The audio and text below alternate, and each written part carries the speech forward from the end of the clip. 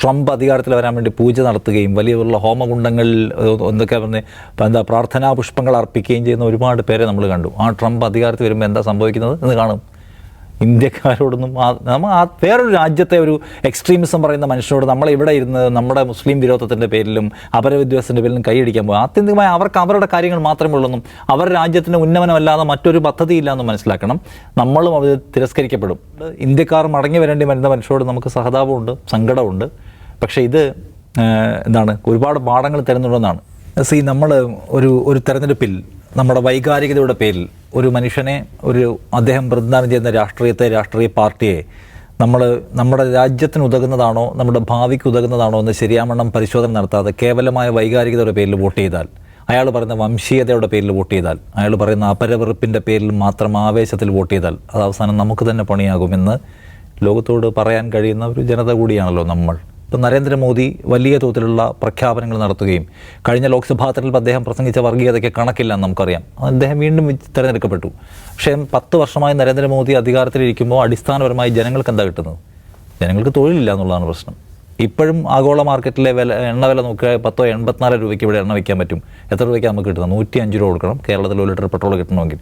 അപ്പോൾ നമുക്കിവിടെ തൊഴിലില്ല, സാധനങ്ങൾക്ക് കൊടിയ വിലയാണ്, പെട്രോളിന് വിലയാണ്, ടാക്സ് എന്ന് പറഞ്ഞാൽ സകലെടുത്തും ടാക്സാണ്. കിട്ടുന്ന ശമ്പളത്തിന് ടാക്സ് കൊടുക്കണം, പുറത്ത് പോയി കടയിൽ സാധനം മേടിച്ച ടാക്സ് കൊടുക്കണം, നമ്മൾ ഹോട്ടലിൽ നിന്ന് ഭക്ഷണം കഴിച്ച ടാക്സ് കൊടുക്കണം, ടാക്സോട് ടാക്സാണ്.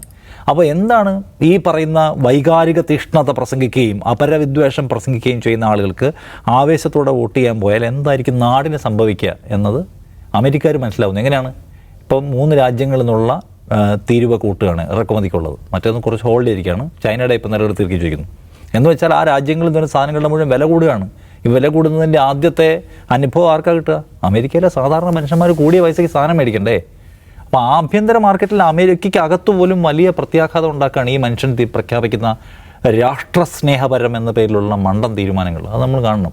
അപ്പോൾ ഇതാണ് വൈകാരികതയ്ക്ക് ഒരു അപരവിദ്വേഷത്തിന് നൈമിഷികമായ ഇത്തരം സംഗതികളുടെ പേരിൽ നമ്മൾ വോട്ടും കൊണ്ട് പോയാൽ സംഭവിക്കാൻ പോകുന്നത് എന്താണെന്നുള്ളത് രണ്ടാമത്തെ പാഠമാണിതെന്ന് കാണണം. അമേരിക്കയിൽ നിന്ന് കുറേ മനുഷ്യർ തിരിച്ചു വരികയാണ്. സത്യത്തിൽ നമുക്ക് അവരോട് സഹതാപമുണ്ട്. കാരണം അവർ നല്ല ജീവിതം തേടിപ്പോയവരാണ്, സമാധാനം ആഗ്രഹിച്ചു പോയവരാണ്, സന്തോഷം ആഗ്രഹിച്ചു പോയവരാണ്, ആരോഗ്യകരമായ ഒരു സൊസൈറ്റിയെ ആഗ്രഹിച്ചു പോയവരാണ്. അവരെ ഒന്നും തെറ്റു പറയാൻ പറ്റില്ല. ഏറ്റവും കൂടുതൽ ആളുകൾ ഇപ്പം നോക്കൂ, ഞാൻ അധികാരത്തിൽ വന്നാൽ ലോകത്ത് പലയിടങ്ങളിലായി കുടിയേറിപ്പോയിരിക്കുന്ന ഇന്ത്യക്കാർ ഇന്ത്യയിലേക്ക് തിരിച്ചുള്ളവർ പലായനം തുടങ്ങും, എല്ലാവർക്കുമുള്ള ഒരു സ്വർഗ്ഗഭൂമി അതിനെ മാറ്റാൻ പോകുന്ന 2014 മോദി ക്യാമ്പയിൻ ചെയ്തത്. 10 വർഷം കഴിഞ്ഞതിന് ശേഷം നോക്കുകയാണെങ്കിൽ കഴിഞ്ഞ സാമ്പത്തിക വർഷം 9,000 പേരാണ് അമേരിക്കയിലേക്ക് കടക്കാനുള്ള ശ്രമത്തിനിടെ അനൗദ്യോഗികമായി കടക്കാനുള്ള ശ്രമത്തിനിടെ പിടിക്കപ്പെട്ടത്. കടന്നുപോയവർ വേറെയുണ്ട്. അപ്പോൾ അമേരിക്കയിലെ ഭൂരിപക്ഷവും ഗുജറാത്തിൽ നിന്നുള്ള മനുഷ്യരാണ് എന്നത് പ്രത്യേകം കാണണം. അവിടെ പ്യൂ റിസർച്ചിൻ്റെ കണക്ക് പറയുന്നത് 7.5 ലക്ഷം പേരെങ്കിലും ശരിയാവണ്ണം ഒരു ഓഡിറ്റ് നടത്തിയാൽ പുറത്താക്കാൻ കഴിയുന്ന തരത്തിലുള്ള ഇന്ത്യക്കാർ താമസിക്കുന്നുണ്ട് അമേരിക്കയിൽ നിന്നാണ്. ഇപ്പോൾ കുറച്ച് പേരെ അവർ ലിസ്റ്റ് ചെയ്തിട്ടുള്ളൂ. 7 ലക്ഷത്തോളം ആൾക്കാർ അവിടെ താമസിക്കുന്നുണ്ട്. അവരെ പുറത്താക്കാൻ കഴിയുന്നതാണ്. അപ്പോൾ ഇവിടെ നിന്ന് പോകുന്ന മനുഷ്യർ എന്തിനു പോകുന്നതാണ്? ഇതൊരു വാഗ്ദത്ത ഭൂമിയാണ്, സ്വർഗ്ഗഭൂമിക്കാണെങ്കിൽ ഇവിടെ നിന്ന് പോകുന്ന മനുഷ്യർ പോകുന്നതിനെക്കുറിച്ച് ആലോചിക്കണ്ടേ? നമ്മൾ വീണ്ടും ആലോചിക്കേണ്ട കാര്യം നമ്മൾ ഈ കിടന്ന് വെച്ച വയ്ക്കുന്ന പോലെയല്ല യാഥാർത്ഥ്യമെന്നാണ്. ട്രംപ് അധികാരത്തിൽ വരാൻ വേണ്ടി പൂജ നടത്തുകയും വലിയ ഹോമകുണ്ടങ്ങളിൽ എന്തൊക്കെ പ്രാർത്ഥനാ പുഷ്പങ്ങൾ അർപ്പിക്കുകയും ചെയ്യുന്ന ഒരുപാട് പേരെ നമ്മൾ കണ്ടു. ആ ട്രംപ് അധികാരത്തിൽ വരുമ്പോൾ എന്താ സംഭവിക്കുന്നത് എന്ന് കാണും. ഇന്ത്യക്കാരോടൊന്നും നമ്മൾ വേറൊരു രാജ്യത്തെ ഒരു എക്സ്ട്രീമിസം പറയുന്ന മനുഷ്യരോട് നമ്മളിവിടെ ഇരുന്ന് നമ്മുടെ മുസ്ലിം വിരോധത്തിൻ്റെ പേരിലും അപരവിദ്വേഷത്തിൻ്റെ പേരിലും കൈയടിക്കാൻ പോകും. ആത്യന്തികമായി അവർക്ക് അവരുടെ കാര്യങ്ങൾ മാത്രമേ ഉള്ളൂ. അവരുടെ രാജ്യത്തിൻ്റെ ഉന്നമനമല്ലാതെ മറ്റൊരു പദ്ധതിയില്ല എന്ന് മനസ്സിലാക്കണം. നമ്മളും അത് തിരസ്കരിക്കപ്പെടും. ഇപ്പോൾ ഇസ്രായേലിനെ പിന്തുണച്ചുകൊണ്ട് വലിയ രംഗത്ത് വരുന്ന ഒരു ഗ്രൂപ്പ് ഓഫ് ആളുകളെ നമ്മളിവിടെ കാണുന്നില്ലേ? ശരിക്കും ഇവിടുത്തെ ആൾക്കാരോട് അവിടെ പോയി ഇസ്രായേൽക്കാർ നേരിട്ട് സംസാരിക്കുകയാണെങ്കിൽ അവർക്ക് പരമപുച്ഛമാണ് ഈ പിന്തുണക്കാരോട്. മതപരമായി പോലും അവർക്ക് യോജിപ്പില്ല. പക്ഷേ അവർ വിചാരിക്കുന്നത് ഞങ്ങളെല്ലാം ഒന്നാണെന്ന മട്ടിലാണ്. ഇതുപോലെയാണ് ട്രംപിനെ പിന്തുണയ്ക്കുമ്പോൾ ഉണ്ടാകുന്നതിൻ്റെ പ്രശ്നം. അതാണ് നമ്മളൊരു വശത്ത് കണ്ടുകൊണ്ടിരിക്കുന്നത്. അപ്പോൾ അതുകൊണ്ട് ഇന്ത്യക്കാർ മടങ്ങി വരേണ്ടി വരുന്ന മനുഷ്യരോട് നമുക്ക് സഹതാപമുണ്ട്, സങ്കടമുണ്ട്. പക്ഷേ ഇത് ഒരുപാട് പാഠങ്ങൾ തരുന്നുണ്ടെന്നാണ്. ഇപ്പോൾ നേരത്തെ ദാവൂദ് കേസരിയുടെ ഭാഗം വായിച്ചു. അതിനകത്ത് പറഞ്ഞത് എന്താണ്?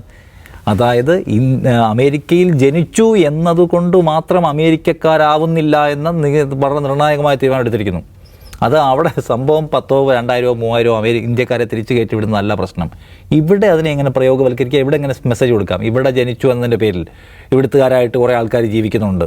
അവരിവിടുത്തെ സംസ്കാരത്തെയും പാരമ്പര്യത്തെയും തകർക്കുകയാണ്. അവരെ പുറത്താക്കുന്ന നടപടി.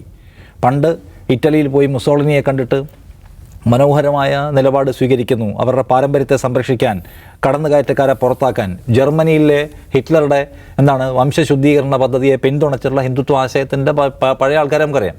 അതുപോലെ ഇപ്പോൾ കേസരി വീണ്ടും എഴുതുകയാണ്. അവിടെ ജനിച്ചു എന്നതിൻ്റെ പേരിൽ അവകാശം പറഞ്ഞ്, മണ്ണിൻ്റെ അവകാശം പറഞ്ഞ് നിൽക്കുന്ന ആൾക്കാരെ പുറത്താക്കിക്കൊണ്ട് അമേരിക്കയുടെ പാരമ്പര്യവും സംസ്കാരവും രക്ഷിക്കാനുള്ള ട്രംപിൻ്റെ നീക്കത്തെ നമ്മൾ മാതൃകാപരമായി കാണണമെന്ന് പറയുന്നത്. ഇവിടെ നമുക്കതിങ്ങനെ പ്രയോഗവൽക്കരിക്കാം. അവിടെ നിന്ന് കുറേ ആൾക്കാർ കയറ്റി അയക്കപ്പെടുന്നതിനെക്കുറിച്ച് അവർ ബോധേഡല്ല. അങ്ങനെ ഇന്ത്യൻ ജനത ലോകത്തെല്ലായിടത്തും പോയി ഖ്യാതി ഉണ്ടാക്കണം, എല്ലായിടത്തും നിൽക്കണം എന്നൊന്നും അവരുടെ പ്രശ്നമല്ല. ആഭ്യന്തര രാഷ്ട്രീയത്തിൽ ഇതിനെങ്ങനെ പ്രയോഗവൽക്കരിക്കാം, അതിന് തെരഞ്ഞെടുപ്പ് രാഷ്ട്രീയത്തിൽ നേട്ടം ഉണ്ടാക്കാതിനെക്കുറിച്ച് മാത്രമേ അവർ ആലോചിക്കുന്നുള്ളൂ. രണ്ടാമത്തത് ട്രംപ് ഉണ്ടാക്കുന്ന ഈ പ്രശ്നമാണ്. അത് ഈ വ്യാപാര മേഖലയിലെ പ്രശ്നം എന്ന് പറയുന്നത് നിശ്ചയമായും അമേരിക്കക്കകത്ത് വലിയ കുഴപ്പമുണ്ടാക്കാൻ പോകുന്ന ഒന്നാണ്. അതുകൊണ്ട് തന്നെയാണ് ഇപ്പോൾ ഓൾറെഡി അവർ 2 രാജ്യങ്ങളുടെ ഹോൾഡ് ചെയ്ത് കഴിഞ്ഞിട്ടുണ്ട്.